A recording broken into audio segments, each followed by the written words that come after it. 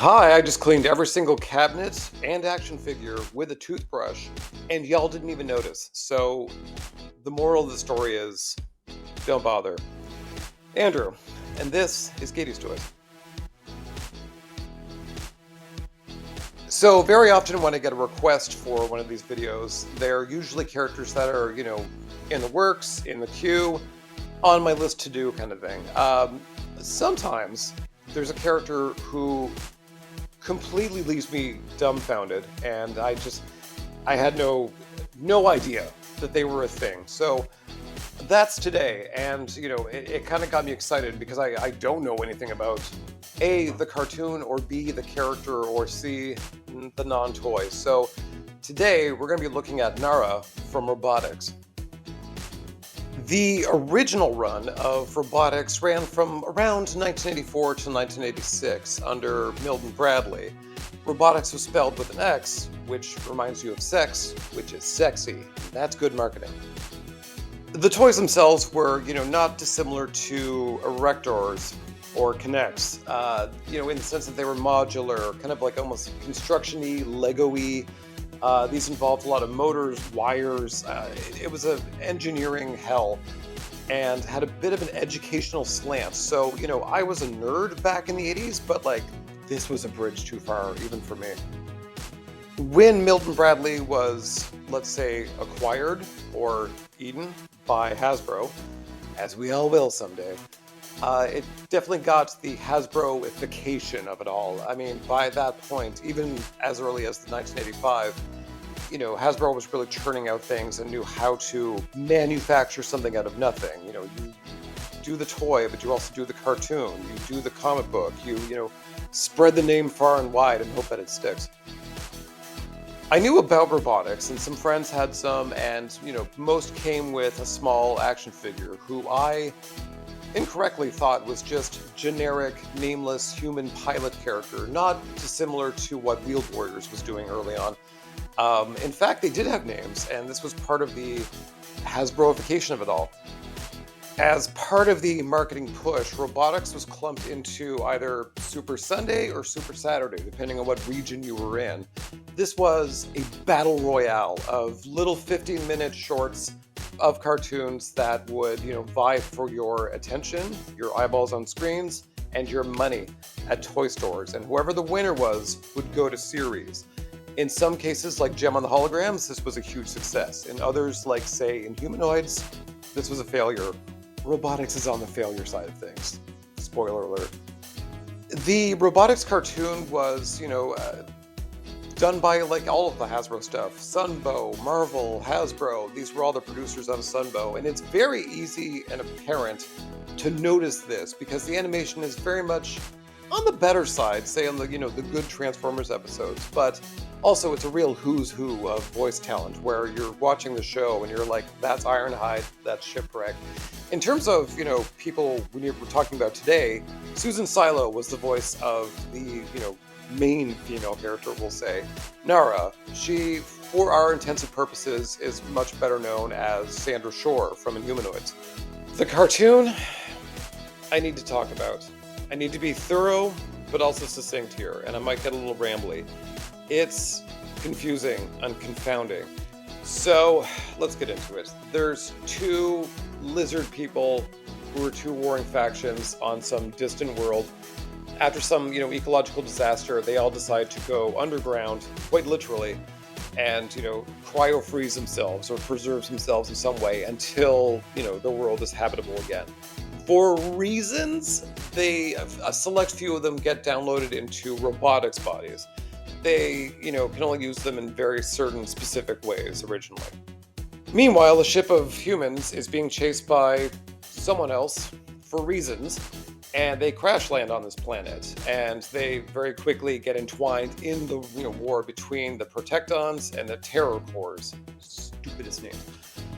Some humans who are kind of, a little bit of dickbags, they go with the Terrorcons. Our good people, go with Protectons.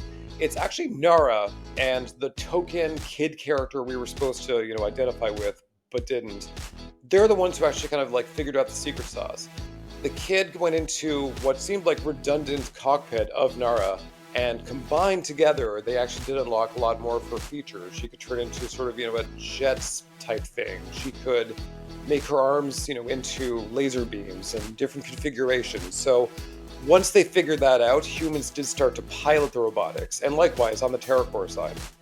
I suppose the integration of the two camps was really, I guess, the hook for the show, but that's it. I mean, beyond that, the cartoon is just them trying to kill each other, although you could probably try to frame it around survival. But really, I mean, there's quite a few episodes, very short, mind you, and it's just that, just wailing on each other nonstop. Essentially, the 15-minute shorts would be combined into an hour-and-a-half movie called Robotix the Movie that would show up on VHS. Likewise, they did have one single Marvel comic, which is not great. Most would get at least 4, but this thing, I don't think a lot of people had much confidence in it from the start. As for the topic of this MIA 80s ladies is, of course, Narra, who probably one of the more unique designs amongst all the robotics characters there. She was created for the show. Because we're here, she was never made into a toy. She was essentially, I want to say, like a dome with an actual face and almost like, Imperial Walker legs. This is my jam. Domes with legs, that's my jam. I did quite like her, design at the very least.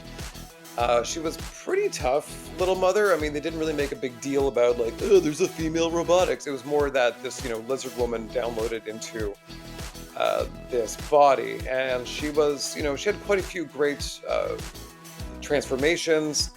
She lost her legs quite often and just was not phased whatsoever. I mean, she was a tough little bird. And then on top of that, she, like most of them, had sort of a preferred pilot, inevitably. So she ended up going with the human's medic, Steth, who was the token black man of the cast. So, per convention at the time, and even a little bit now, Highlander rules. There can only be one. So I'm kind of glad that at least they found each other.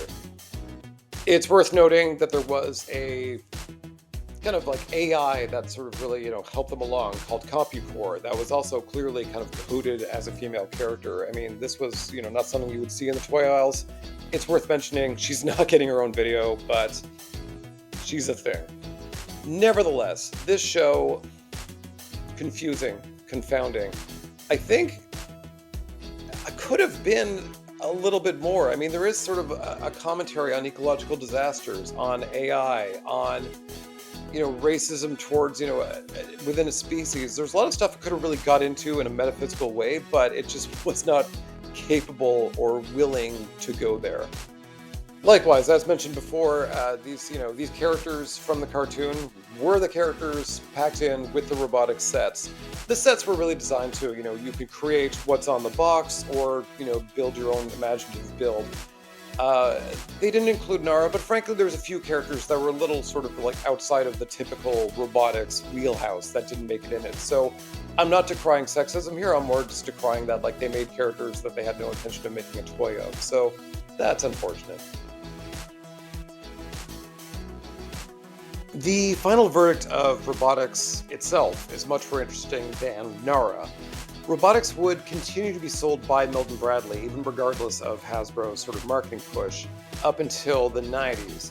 Come the 90s, Robotix was sold wholesale to RC2 Corporation, which under its Learning Curve program continued to make Robotix specifically as what it was, an educational, toy, regardless of what Hasbro said.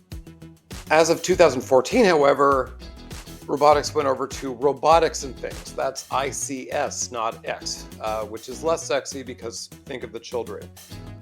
That line is still going today, and the really interesting thing is that all of these toys, throughout the decades it's been going, uses the exact same materials, they use the exact same measurements, that being metric. They're all compatible, so this thing has been, I wouldn't say a runaway success, but more successful than you'd think. As for Narra herself, I've sort of scoured all the toys that have been made over the past few decades, and I don't think I've seen anything comparable to what the character was back in the 80s. So she's one of those, characters lost to the ages, and frankly, I don't think anyone really misses her. I certainly missed her.